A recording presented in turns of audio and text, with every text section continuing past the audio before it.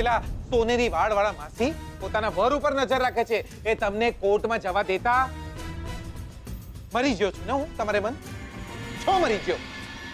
હું તમને 1000 રૂપિયા આપું છું, મારા નામનું 12મું કરી નાખજો અને 12 બટુકોને જમાડી બી દેજો. લક્ષ્મી, એકાદ લાડવો તમે બી ખાઈ લેજો. તમારું જમવાનું પતી જશે અને મારા આત્માને શાંતિ મળી જશે.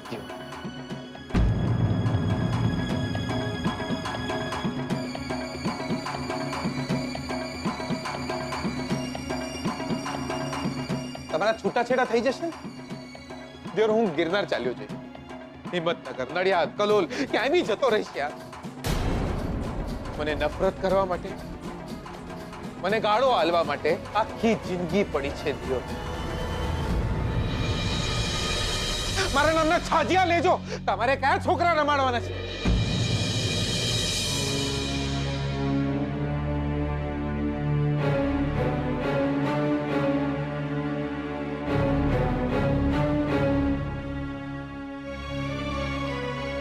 ક્યાં આવ્યો છે દિયો?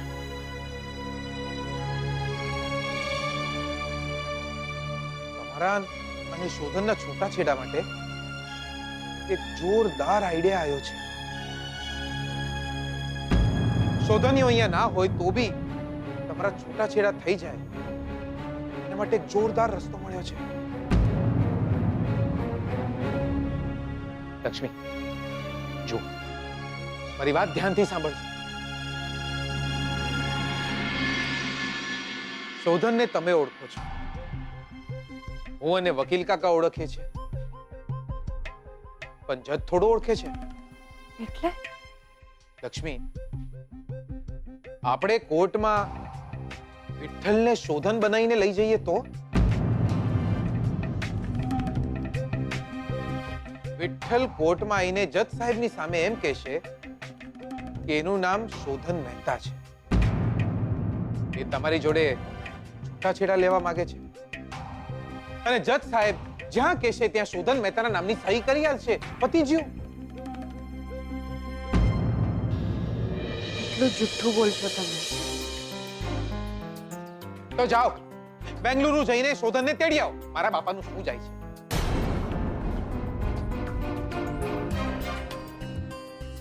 જુઓ લક્ષ્મી, આગ લાગી હોય ત્યારે કૂવો ખોદવા ના બેસાય. બાથરૂમમાં પાણી આવતું હોય ને તો બાલદી લઈને કૂદી પડવાનું હોય. જો શોધનીઓ છે અત્યારે અહીં નહીં. તમારા અને શોધનના છૂટાછેડા થવા જરૂરી છે કે નહીં? હોવા શોધનીઓ અહીંયા નહીં હોય તો તમારા છૂટાછેડા થવાના છે. સાંભળો રહો. અને તમારા છૂટાછેડા નહીં થાય તો શું થશે તમને ખબર છે? શોધન અને શ્રુતિ ભાભીના લગ્ન અટકી જશે. દાદા દાદીનું શું થશે? બંને ફેમિલી વચ્ચે શોધન એનો કચરો થશે. એ નફામાં મારી વાત માનો, વિઠ્ઠલને શોધન બનાવીને કોર્ટમાં લઈ જઈએ.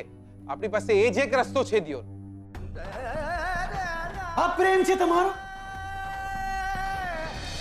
પણ હવે બસ હું માત્ર તમને નફરત કરું છું. નફરત તો ના કહી શકો કદાચ, પણ હા, પ્રેમ હવે હું માત્ર શ્રુતિને કરું છું. માત્ર શ્રુતિને. કાગળિયા ગમે ત્યારે આવે, પણ એવું માનજો લક્ષ્મી કે આજથી આપણા છૂટાછેડા થઈ.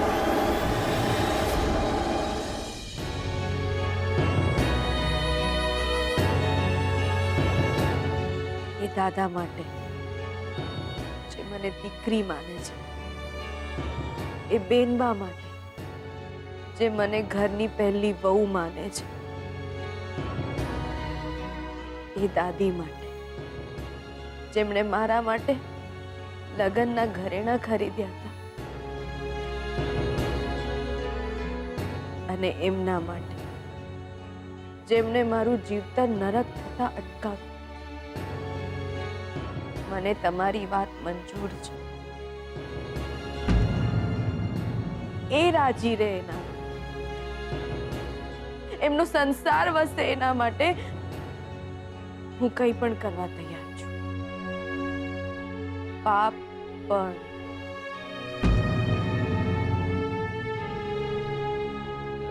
લાયા તમે તો જોરદાર.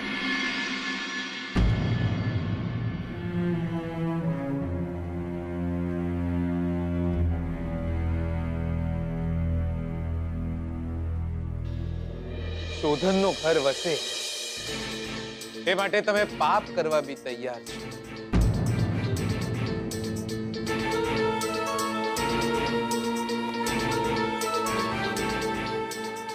શોધનનું ઘર વસે એ માટે તમે પાપ કરો તો તમે લક્ષ્મી મંગલમ સદે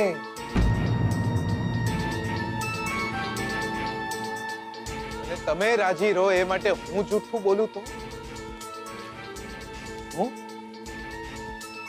નાલાયક નંબર 1. તમે એટલા માટે પાપ કરવા તૈયાર થઈ ગયા કે શોધનનું ઘર વસે, તો હું એટલા માટે જૂઠું બોલવા તૈયાર થઈ ગયો કે તમારું ઘર વસે. તમે સાંભળો તમે હવે. તમે જ્યારે મને જોખીને સંભળાઈ રહ્યા હતા ત્યારે હું વચ્ચે બોલ્યો હતો. હવે તમારો વારો છે. મને ખબર પડી જઈ કે તમે મરી જશો તો બી બીજા કોઈની જોડે લગ્ન નહીં કરો. છૂટાછેડા થયા પછી પણ તમે શોધનને જ પોતાનો પતિ માનશો. આપણો મેળ નહીં પડે, આપણો નંબર નહીં લાગવાનો. મને ખબર પડી જઈ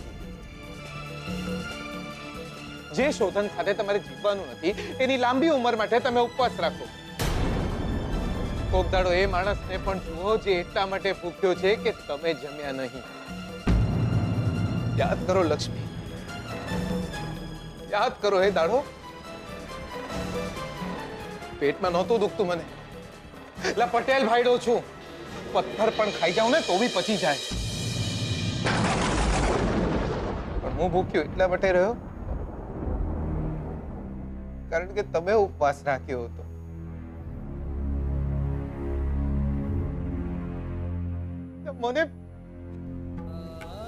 મને એમ કે તમે મારા માટે વ્રત રાખ્યો છે યાર.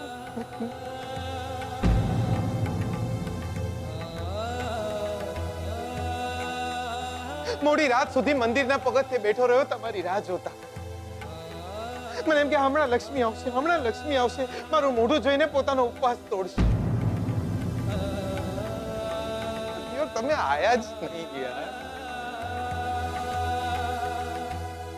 કે મંદિરના પગથિયા પર બેઠો તો લોકો મને ભિખારી સમજીને છૂટા આલીને ચાલ્યા ગયા. હું રાહ જોતો રહ્યો. આકાશમાં બીજનો ચાંદ પણ આવી ગયો, પણ જે ચાંદને જોઈને મારે ઉપવાસ તોડવાનો હતો એ ચાંદો આવ્યો જ નહીં મંદિરમાં. લક્ષ્મી મંદિરના આંગણે જ માણસનો ભગવાન પરથી ભરોસો ઉઠી જાય એવું દુનિયામાં પહેલી વાર બન્યું હશે. ધોયેલા મોડાની જેમ ઘરે પાછું આવી ગયો. વરસાદમાં બિલાડી પલળી જાય ને એવો લાગતો હતો દિયો. મારી બાના સમ એ દાડે તમારા કરતા પણ વધારે રોયેલ. ઘરે આવીને જોઉં છું તો શોધન્યાનો ફોટો જોઈને તમે પારણા કર્યા. મારું ડાચું ના દેખાયું તમને? શોધન્યાનો ફોટો દેખાય છે તમને તો મારું ડાચું ના દેખાયું તમને? ઓ ગોમનો દિયોરો, પ્રેમ તમે એકલા કરે છે શું યાર? અમે શું પતંગ ઉડાવીએ છીએ? એક કપાઈ જાય એટલે બીજી કન્યા બાંધીને તૈયાર જ છે. એ દાડે તમારો ઉપવાસ છૂટી છે ને મારો ભરોસો. હું સમજી ગયો તો દિયો આપણો મેળ પડવાનો નહીં પડવાનો આપણો મેળ. એટલે જે છોકરી મારા માટે ઉપવાસ નથી રાખતી એ મારા માટે રોટલા થોડી બનાવવાની હતી. હું સમજી ગયો તો કે તમે મરી બી જશો ને તો બી મારી જોડે લગ્ન નહીં કરો. મરી જઈએ તો છૂટીએ લક્ષ્મી, પણ એમ મરાતું બી નથી ને યાર. આ ભારે કમ જીવતરને વેઢારવું પડે છે. એક એક દાડો લક્ષ્મી, એક એક દાડો મરવાના વાકે જીવવું પડે છે. મારી જેમ જખ મારીને જીવવું પડે છે. લક્ષ્મી, છોકરીની જાત છો તમે. શું છોકરીની જાત છો તમે? માણસ હાથ નહીં નાખે ને તો એ નજર નાખ્યા વગર રહેશે નહીં. બહાર જઈને જો દુનિયામાં. હું તો લગ્ન કરવા માંગતો હતો તમારી જોડે, ઘર હાલવા માંગતો હતો તમને તમને તમને સલામત રાખી શકું એ માટે. એટલે જૂઠું બોલીને અંગોઠો પડાઈ નાખ્યો દિયો કે મારા ને તમારા લગ્ન થઈ જાય. દિયો,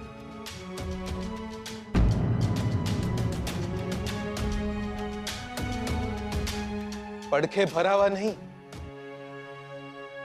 પડખે ઊભા રહેવા માટે લગ્ન કરવાના હોય. છોકરા જણવા છે મારે.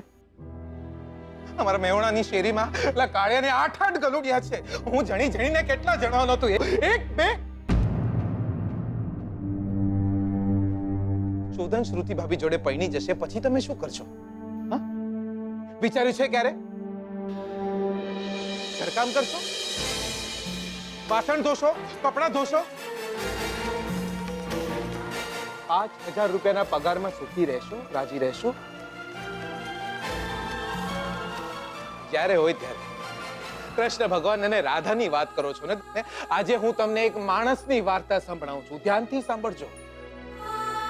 આ વાર્તા છે રાણાજીની.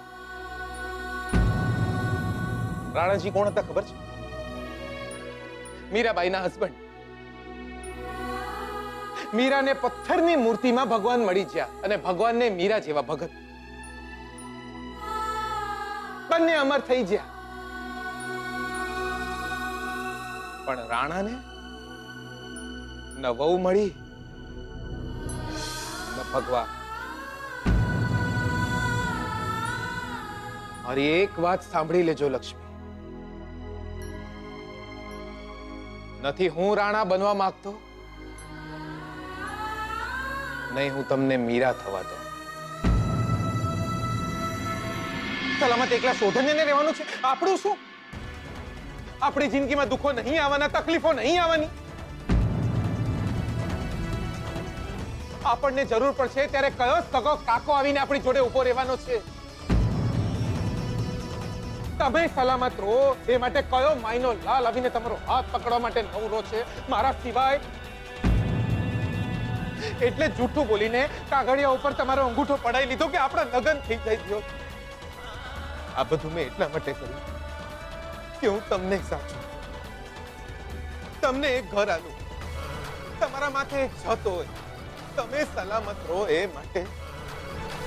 છોકરો જ્યારે પહેણતો હોય છે ને ત્યારે એને એક વહુ મળતી હોય છે, તો છોકરીને પણ એક છત મળતી હોય છે. એ છત આલવા માંગતો તો તમે.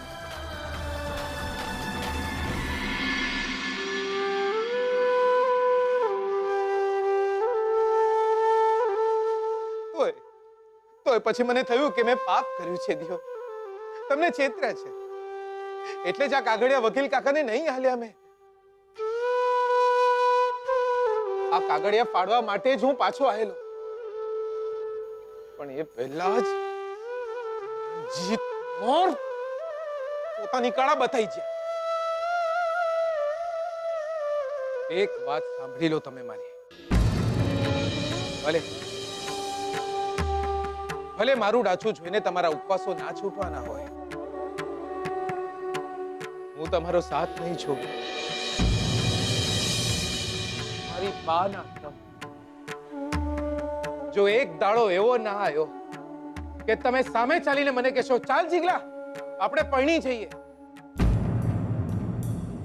તો મારું ગામ મેહોણા નહીં અને આત્મારામ પટેલ મારો બાપ નહીં.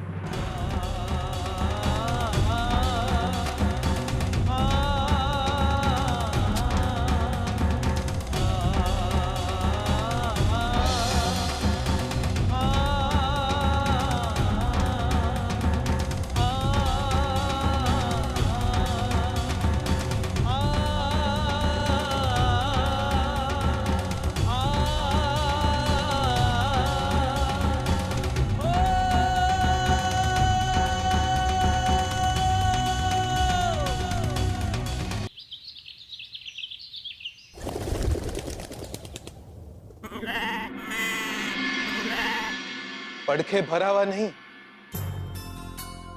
પડખે ઊભા રહેવા માટે લગ્ન કરવાના હોય. શોધન શ્રુતિ ભાભી જોડે પૈણી જશે પછી તમે શું કરશો? હા? વિચાર્યું છે ક્યારે? ઘરકામ કરશો, વાસણ ધોશો, કપડાં ધોશો? 8,000 રૂપિયાના પગારમાં સુખી રહેશો, રાજી રહેશો?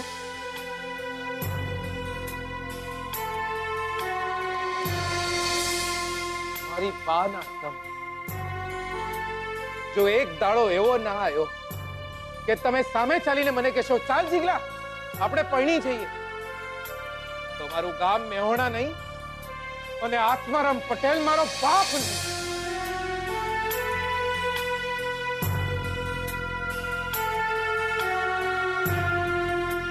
લક્ષ્મી બેટા,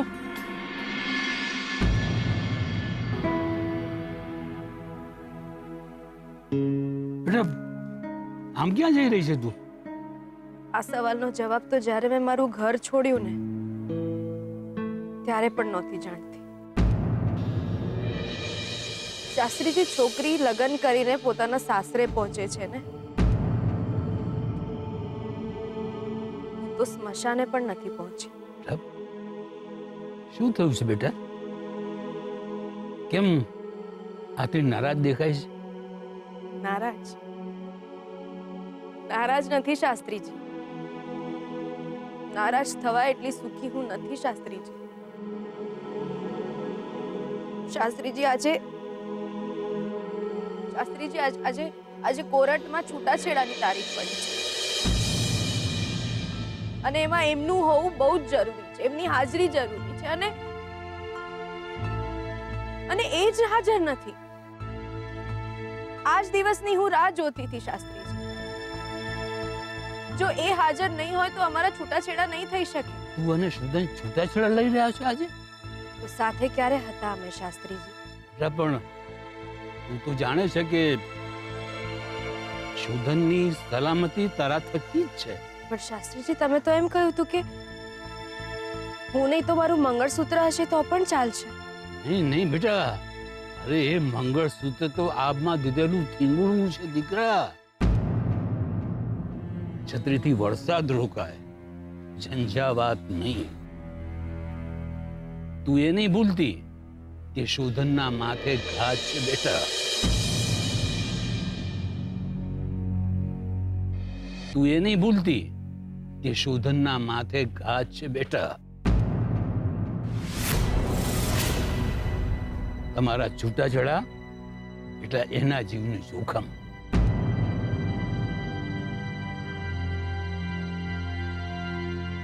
અગ્નિ પરીક્ષા પણ આવી ના હોય શાસ્ત્રીજી. એમાંય આગ કાયાને લાગે, આખે આખું જીવતર ના હોમાઈ જાય. ધરતીમાં ત્યારે સમાઈ જવાય જ્યારે ધરતી માર્ગ આપે શાસ્ત્રીજી. હું કરું તો શું કરું? ના એમની બનીને એમની સાથે રહી શકું છું અને ના અળગી થઈ શકું.